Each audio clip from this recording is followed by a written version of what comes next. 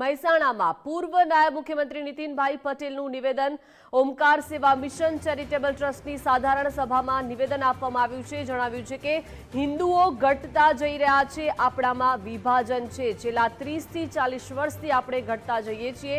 વિહિપ અને સંઘ મારફતે ખબર પડી કે હિન્દુઓ ઘટતા જઈ રહ્યા છે। ખ્રિસ્તીઓની સંખ્યા વધતી જાય છે। ખ્રિસ્તીઓ ફોસલાવીને પટાવીને હિન્દુઓનું ધર્માંતરણ કરાવે છે।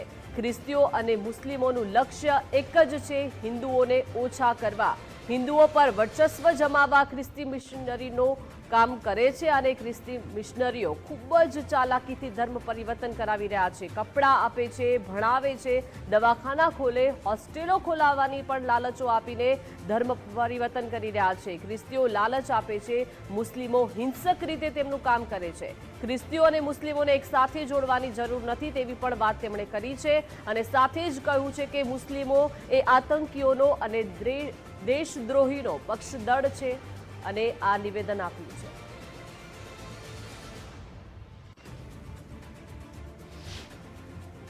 અત્યારે વિશ્વ હિન્દુ પરિષદ મારફતે સંઘ મારફતે આપણને ખબર પડી છે છેલ્લા 25, 30, 40 વર્ષથી કે આપણે ઘટતા જઈએ છીએ, આપણામાં વિભાજન છે।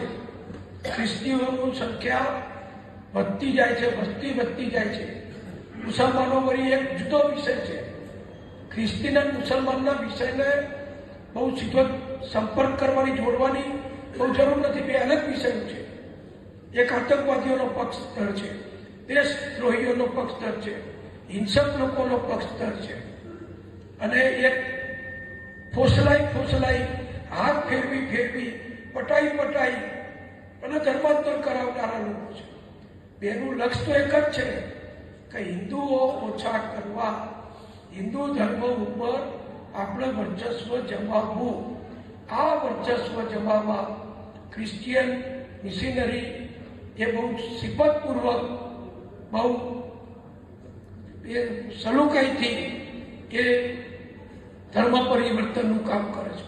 કપડાં આપે, ભણાવે, દવાખાનું કરે, નિશાળ કરે, હોસ્ટેલો કરે અને પેલા લોકો એમની રીતે હિંસક રીતે એક જ વાત કરી એમનું કામ કરે છે।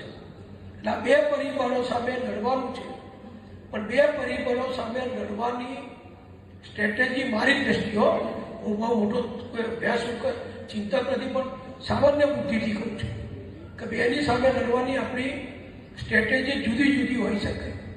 એકની સામે એના જેવું સેવાકીય કામ, એના જેવું શિક્ષણનું કામ, એના જેવું શાળાઓનું કામ એ કરીને આપણા લોકોને આપણામાં જાળો બને છે। બીજાની જોડે તો બીજાની સામે આપણે વ્યક્તિગત નાગરિક તરીકે તો બહુ ના કરી શકીએ। એ સરકારનું કામ છે, સંરક્ષણ દળોનું કામ છે અને અત્યારે આપણી ભાજપની સરકાર આવ્યા પછી દિલ્હીમાં બહુ બેખૂબી રીતે બધું ચાલી રહ્યું છે। વધુ માહિતી સાથે સહયોગી ઉમંગ લાઈવ જોડાઈ ગયા છે। ઉમંગ, પૂર્વ નાયબ મુખ્યમંત્રી નીતિન પટેલે આ નિવેદન આપ્યું છે। જણાવ્યું છે કે છેલ્લા 30 થી 40 વર્ષ છે કે જ્યાં હિન્દુઓની સંખ્યા ઘટતી જઈ રહી છે, મુસ્લિમો અને ખ્રિસ્તીઓ એનું એક જ લક્ષ્ય છે કે હિન્દુઓની સંખ્યા ઘટાડવી। ઉમંગ, બિલકુલ, પૂર્વ નાયબ મુખ્યમંત્રી અને ભારતીય જનતા પાર્ટીના દિગ્ગજ નેતા ખૂબ મોટી વાત કરી ચૂક્યા છે। હિન્દુઓની સંખ્યા જે ઘટી રહી છે અને જોવા જઈએ તો એક સાંકેતિક ઇશારો છે એ નાયબ મુખ્યમંત્રી પૂર્વ જે રહી ચૂક્યા છે નીતિનભાઈ પટેલ તેમના થકી કરવામાં આવે છે। મુખ્યત્વે બે સમુદાય ઉપર એમણે નિશાન ટાંક્યા છે। એક તો એમનું કહેવું છે કે એક સમાજ એવો છે કે જે હિંસા સાથે સંકળાયેલો છે ને બીજો સમાજ એવો છે કે જે પંપોળી અને હિન્દુ ધર્મના લોકો છે એ એમને પોતાના ધર્મની અંદર પરિવર્તન કરી રહ્યા છે। એટલે ખૂબ મોટી વાત છે નાયબ મુખ્યમંત્રી થકી કરવામાં આવી। મહત્વની વાત અહીંયા છે કે હિંસક પ્રવૃત્તિ ધરાવતા જે સમુદાયની જે એમણે વાત કરી છે એમણે અલગ તારવ્યો છે આખો અને એના ઉપર પણ ખૂબ મોટી ટીકા ટિપ્પણી કરી છે।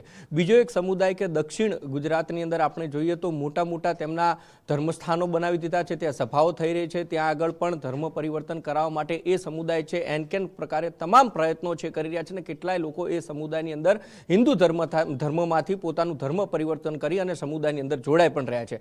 આને લઈને જ આપણા જગત ગુરુ જે છે જગદાચાર્ય તેઓ પણ મુહિમ ચલાવી રહ્યા છે કે જે લોકો એ ખોટા સમુદાયમાં ગયા છે તે લોકો ફરીથી હિન્દુ ધર્મમાં આવે અને કેટલાક લોકોને હિન્દુ ધર્મમાં લાવ્યા પણ છે। તો એક સામાજિક કાર્યક્રમની અંદર આ એક ટકોર હિન્દુઓને સમજવા જેવી છે। હિન્દુઓના જે નીચલો વર્ગ છે અને ખાસ કરીને જે છેવાડાના વિસ્તારમાં રહે છે કે જેમને થોડો ઘણો અશિક્ષિત છે, જે શ્રમિક વર્ગમાંથી આવે છે, તમામ લોકોને સમજાવવા, તેમને સમજવું એ હિન્દુ ધર્મના લોકોની અપેક્ષા છે અને સાથે સાથે એમને એ જવાબદારી છે કે છેવાડાના જે લોકો છે કે જેમને આ જે લોકો પોતાના સમુદાયમાં ભેળવવા માટે ડરાવે છે અથવા તો પંપોળે છે અથવા તો લોભામણી જે લાલચો આપે છે કે અમારા ધર્મમાં આવશો તો આમ થશે, તેમ થશે, આવું થશે, એટલે એ લાલચોમાં ન આવે. એ પણ આપણા ધર્મગુરુઓનું કામ છે, આપણા નેતાઓનું કામ છે, આપણા મોટી સંસ્થાઓ છે તેમના આગેવાનોનું કામ છે. અને એ જ વાત છે અહીંયા નીતિનભાઈ પટેલ થકી કરવામાં આવી છે કે આ હિન્દુ ધર્મમાંથી જે લોકો અન્ય ધર્મની અંદર જઈ રહ્યા છે તો ન જવા જોઈએ, હિન્દુ માટે ખતરાની ઘંટી રૂપ છે, આવી એક વાત છે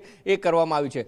તાજેતરમાં જ આપણે 5-6 મહિનાની અંદર જોયું તો એક વિડીયો પણ એક વાયરલ થયો હતો કે એક ભાઈ છે ખ્રિસ્તી ધર્મનો પ્રચાર કરી રહ્યા હતા અને ત્યાં આગળ જ વલસાડ કે વાપી આસપાસનો ક્યાંક વિડીયો હતો અને ત્યાં આગળ જ તેમને પકડવામાં આવ્યા. ત્યાં સ્થાનિક લોકો સાથે એમની બોલાચાલી પણ થઈ હતી. તેમ છતાં પણ ખ્રિસ્તી ધર્મ થકી ઘણા બધા એવા ચર્ચ પણ ત્યાં બનાવી દેવામાં આવે છે અને સાથે સાથે તે લોકો હિન્દુ ધર્મમાંથી ખ્રિસ્તી ધર્મમાં લોકો કેવી રીતે આવે તો અનેક સંસ્થાઓ એ ચલાવી રહ્યા છે, જેમાં શૈક્ષણિક સંસ્થાઓ હોય કે પછી ધર્મની સંસ્થાઓ હોય, ત્યાં આગળ સભામાં આવો અને ત્યારબાદ તેમનું માઇન્ડ વોશ કરવું, આ પ્રકારનું વર્તન છે એ ધર્મના લોકો થકી કરવામાં આવ્યું છે.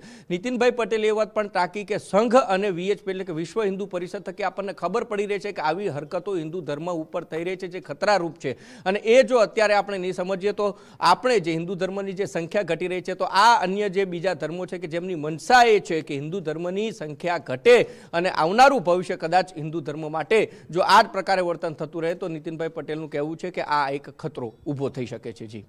જી ઉમંગ, આભાર વિગત સાથે જોડાયા તે બદલ.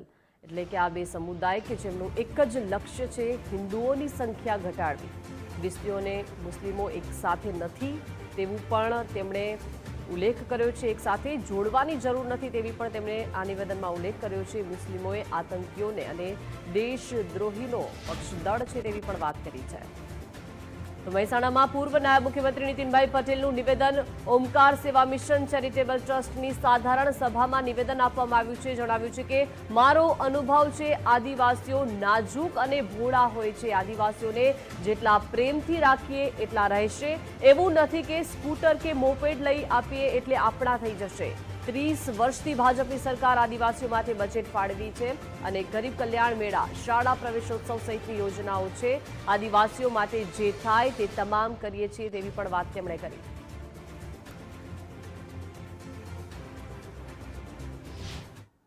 ફોસલાઈ હાથ ફેરવી પટાઈ અને ધર્માંતર કરાવનારા લોકો છે. બેનું લક્ષ્ય તો એક જ છે કે હિન્દુઓ ઓછા કરવા, હિન્દુ ધર્મ ઉપર આપણે વર્ચસ્વ જમાવવું. આ વર્ચસ્વ જમાવવા ક્રિશ્ચિયન મિશનરી એ બહુ સિફતપૂર્વક, બહુ સલુકાઈથી એ ધર્મ પરિવર્તનનું કામ કરે છે. કપડાં આપે, ભણાવે, દવાખાનું કરે, નિશાળ કરે, હોસ્ટેલો કરે અને પેલા લોકો એમની રીતે હિંસક રીતે એક જ વાત કરી એમનું કામ કરે છે. એટલે બે પરિબળો સામે લડવાનું છે, પણ બે પરિબળો સામે લડવાની સ્ટ્રેટેજી મારી દ્રષ્ટિએ, હું બહુ મોટો અભ્યાસ ચિંતક નથી પણ સામાન્ય બુદ્ધિથી કરું છું કે બેની સામે લડવાની આપણી સ્ટ્રેટેજી જુદી જુદી હોઈ શકે.